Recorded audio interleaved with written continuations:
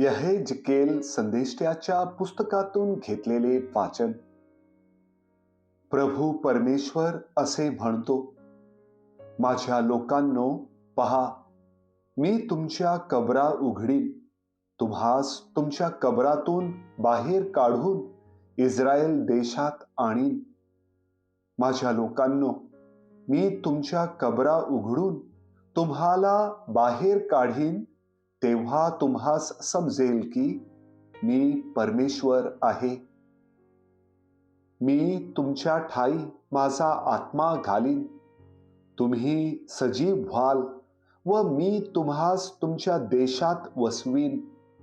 तेव्हा मी परमेश्वर हे बोललो व मी तसे केले हे तुम्हास समजेल, असे परमेश्वर म्हणतो. प्रभूचा शब्द.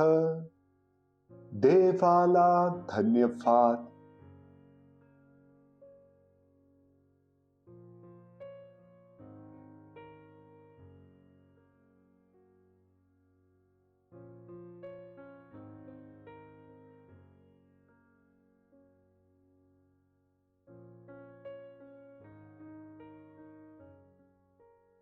पौलचे रोमकरांस पत्र यातून घेतलेले वाचन.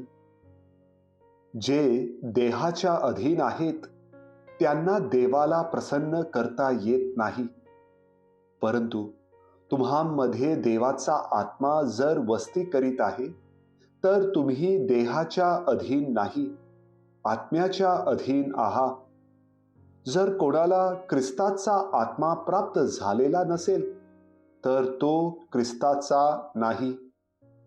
पण ख्रिस्त तुम्हामध्ये असेल तर शरीर जरी पापामुळे मेलेले आहे तरी आत्मा नीतिमत्वामुळे जीवन आहे.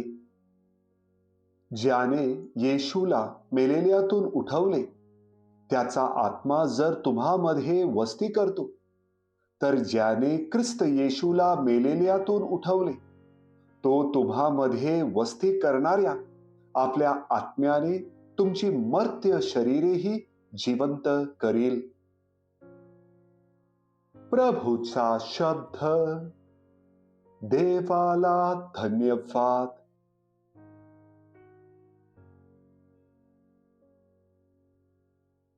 योहान लिखित पवित्र शुभवर्तमानातून घेतलेले वाचन. बेथानी येथील लाजरस नावाचा एक मनुष्य आजारी होता. मरिया व तिची बहीण मार्था या त्याच गावच्या होत्या. त्या बहिणींनी येशूला कळवले की प्रभूजी, ज्याच्यावर तुमचे प्रेम आहे तो आजारी आहे. ते ऐकून येशू म्हणाला, हा आजार मरणासाठी नव्हे तर देवाच्या गौरवार्थ, म्हणजे त्याच्या योगे देवाच्या पुत्राचा गौरव व्हावा यासाठी आहे. मार्था, तिची बहीण व लाजरस यांच्यावर येशूचे प्रेम होते, म्हणून तो आजारी आहे हे त्याने ऐकले. तरी तो होता त्या ठिकाणीच आणखी 2 दिवस राहिला. त्यानंतर त्याने शिष्यांस म्हटले, आपण पुन्हा यहुदियात जाऊया. येशू आला तेव्हा त्याला कळले की त्याला कबरेत ठेवून 4 दिवस झाले आहेत. येशू येत आहे हे ऐकताच मार्था त्याला जाऊन भेटली, पण मरिया घरात बसून राहिली. मार्था येशूला म्हणाली, प्रभूजी, आपण येथे असता तर माझा भाऊ मेला नसता. तरी आताही जे काही आपण देवाजवळ मागाल ते देव आपणाला देईल हे मला ठाऊक आहे.